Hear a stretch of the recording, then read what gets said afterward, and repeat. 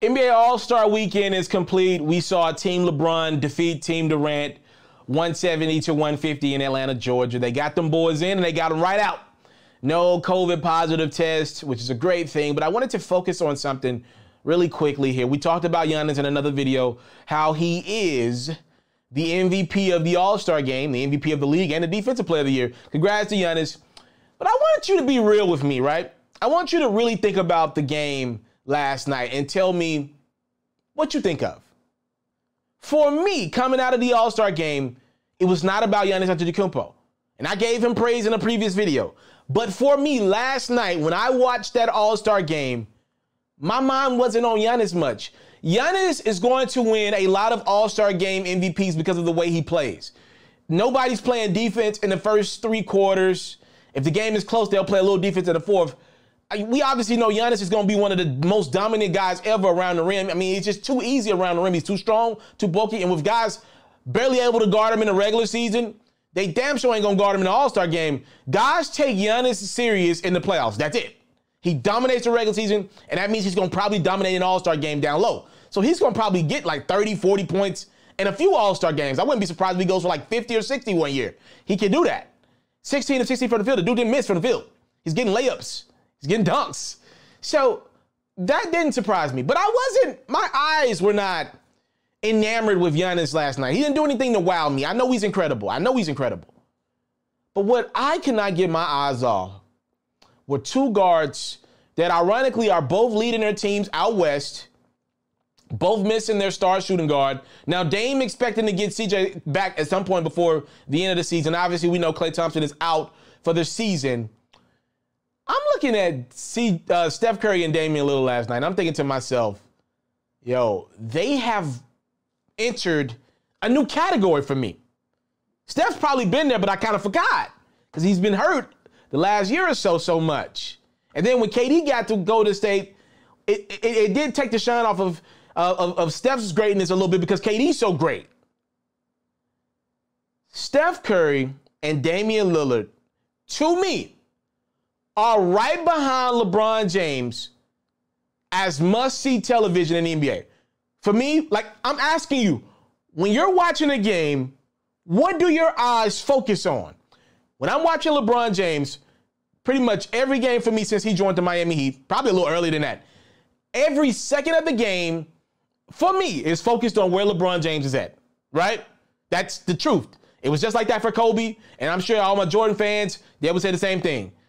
Every second of the game, if LeBron leaves the court, I know exactly the moment he's out of the game. Because that type of impact and presence, right? You know when he's out the game. When he's on the court, I'm looking at how he's playing defense, probably a little overcritical of how he performs on both ends of the court from time to time in reference to other guys.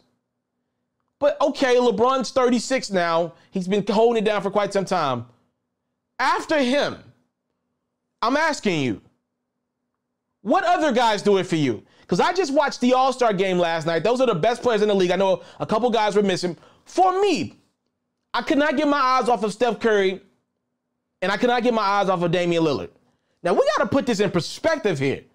These are guards. These are guys that more times than not, they're not going to wow you above the rim. We're talking about shot-making ability.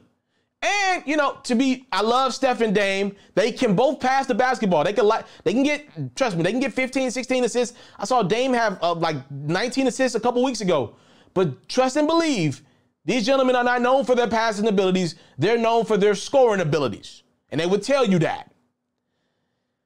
I am at the point where after Bron, for me, second and third, and I wasn't the biggest Dame fan all my life either. My cousin's a big Dame fan. I wasn't the biggest Dame fan all my life. Steph, he's had to grow on me as well.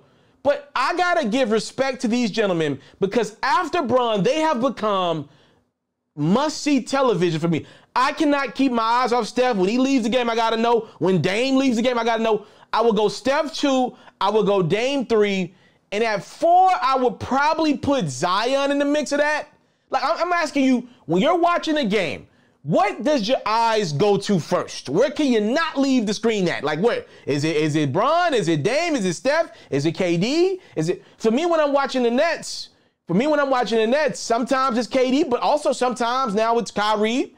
Sometimes it's Harden. When KD was in Golden State, it was KD a lot, but a lot of times it was Klay. A lot of times it was Steph. When KD was in OKC, a lot of the times it was Durant, but a lot of times it was Russ as well. So I'm just being real. Like, it ain't always just about KD when he's playing ball. For me, when Harden was in Houston, it was all about Harden, but I'd argue a little bit of the wrong reasons. When Giannis is playing, it's mostly about the Greek Freak. I'll give you that. I just think the other guys are just a little more spectacular at their gift. I think Steph and Dame are just a little more spectacular at shooting the ball than Giannis is on the offensive end right now, or on the defensive end, for me right now at least. I just wanted to put some praise. Yo, Steph had 28 points, 8 3-pointers in that game. Dame had 32. He closed the game out with that 3. Steph and Dame, they traded off threes to end the first half, and then they ended the game with big 3-pointers from pretty much half court as well. I'm watching their every move. Like Dame and Steph, what they're doing with this 3-point shot, bruh, they're going to force Adam Silver's hand. At some point, the commissioner of the league is going to have to be like, yo, if they keep shooting this thing from half court, we might have to incorporate a 4-point shot.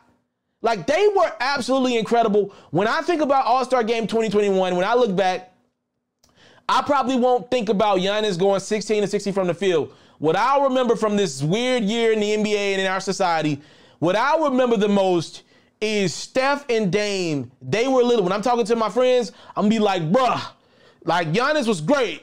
But the people that stole the show, did you see Steph Curry shoot that thing from half court? Did you see Damian? That's what I remember, and I think there's a special gift in that. And we obviously knew Steph Curry, his brand had already been one of the top brands for quite some time. I mean, the brothers won multiple MVPs and 3 championships in the decade.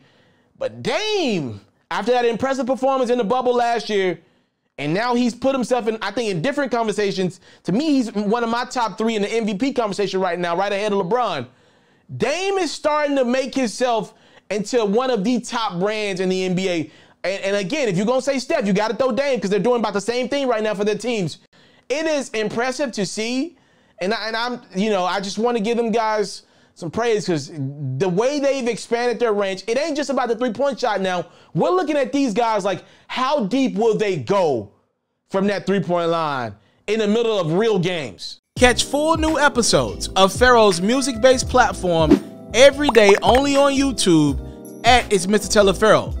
You can also find clips, updates, giveaways, and more on Facebook, Instagram, and Twitter, also at It's Mr. Telepharaoh. For all basketball fans, make sure you tune in to Pharaoh's daily highlights, reports, and commentary on YouTube at Hoops Pharaoh, and even more updates on Facebook, Instagram, and Twitter at Hoops Pharaoh as well.